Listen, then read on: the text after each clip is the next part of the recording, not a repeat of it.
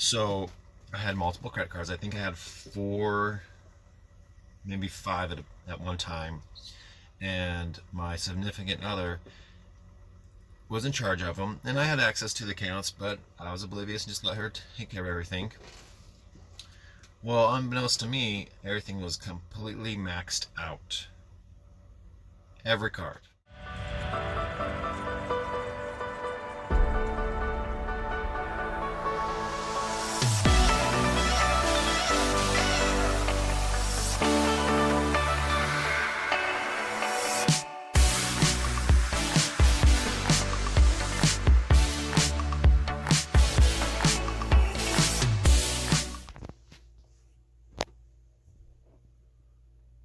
Starting with number 5 on my list, do not have one bank account that you share. Why is this? You might think, oh, all our money's going to one account. It's so easy. We can all have access to it. But here's the problem. You all can have access to it. Meaning, if one of them gets mad at the other, they can use the money or control the other. So my work deposited into my bank account. My ex's work deposited into our shared bank account. She had access to everything, and I didn't. But that actually sounds wrong. I had access to it, but I wasn't allowed to touch it. So all my money would go in there. She'd spend it as she saw fit. Keyword there, or key phrase there, as she saw fit. And if she felt like filling me in, she'd fill me in. Which is basically like, hey, I'm doing this, and this is how it's going. So my recommendation, have one bank account that you share, a little bit of money. Then you each have your personal accounts. So you have 3 total. Each have your own, and then one shared. So bills, mortgages, rent, anything that needs to be shared can go into that shared one. Then for your spending money or your own personal bills, credit cards, whatnot, can go into your own personal. Fourth relationship financial no-no is the emergency fund. You should have like 3 to 6 months of emergency funds in case you lose your job or something like that you can live off of. Emergency fund is not for paying credit card bills or other just short-term bills like that. Well, the no-no is letting that other person dig into that financial fund to pay a credit card bill. Well, what happens when a medical bill comes up or a medical emergency or car breaks down? The other person just broke into it and used it for a monthly bill that should have just been from your regular paycheck at work.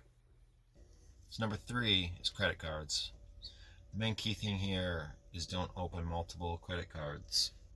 So I had multiple credit cards. I think I had four, maybe five at one time. And my significant other was in charge of them. And I had access to the accounts, but I was oblivious and just let her take care of everything. Well, unbeknownst to me, everything was completely maxed out. Every card was maxed out. I didn't even know I had as much balance on some of those as I did. One was almost like 3-4 grand. I didn't know I had that big of a limit because I was just oblivious and just didn't pay attention to it.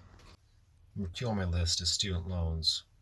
Now, sometimes student loans are needed to do education. Understandable. The best way to do it would be to either do scholarships, pay for it out of your pocket, but every once in a while you do need student loans. A no-no on student loans is maxing out your student loan every semester. I took the bare minimum classes I could to get the max loan I could, all upon a recommendation of my significant other. So what would happen is every semester I would take usually 2 classes, and then it was like 2 or 3 if I remember correctly. My ex would take the full student loans we could, which would be almost like a full-time student loan, to pay debts or go on trips. And because what ended up happening is it took me about 4 or 5 years. Well, let's see, it took me about 5 years to finish my associate's degree because I was doing part-time schooling and full-time work. So I was able to do it full-time, and I had a couple math classes I didn't pass, so I had to retake them. But I finally got there, got my associate's degree. But the only problem is now I've taken 2 years off. I want to go back and finish my bachelor's degree. The only problem is I can't use student loans because I am capped out. $73,000 for an associate's degree. Ridiculous. Number 1 on the list is do not let somebody control your money. matter how much they say they love you, how much they say it's for the family, do not let them control your money. Because in the end, if things do not work out, they control everything. You don't know what's going on. They're in charge. Some of the consequences of this: stress, feeling put down, depression. It led to taking jobs I had to but didn't want to take because I was pigeoned into, we were in so much debt. I had to do whatever I had to, which led to stress, and it got so bad at one point, and I got so depressed, it led to suicidal thoughts. I had to go see a therapist. I had to go start taking depression meds. It got so bad in it, and eventually just ended in a. Eventually, it led to divorce. The resentment was so strong. The depression was so great. I just needed a way out. The takeaway from this is to be in control of your money. Know where your money's going. Know where it's coming from. Know where it's being allotted to. Now, I can't speak for every relationship. I'm only speaking from my experience, what I experienced and what I learned at work. Now, another side effect of this is now I'm in a new relationship. Trust issues are so strong. Me and my girlfriend don't even share a bank account because I don't even tell her about hardly any of my financial obligations because I so don't trust letting go of that control because of how I felt before and how much control I lost. Because, to be honest, it was so easy to let somebody else take over. It was easy. It was just basically being lazy. It was easy.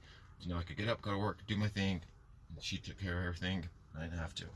Unfortunately, in the end, for me and my personality and relationship, it was the most toxic thing that could have ever happened. Hope you guys take something away from this video and learn from your mistakes, because I know I've learned from my mistakes. Keep moving forward, keep learning, keep growing, and I'll be putting out a new video here pretty soon. Thanks, guys.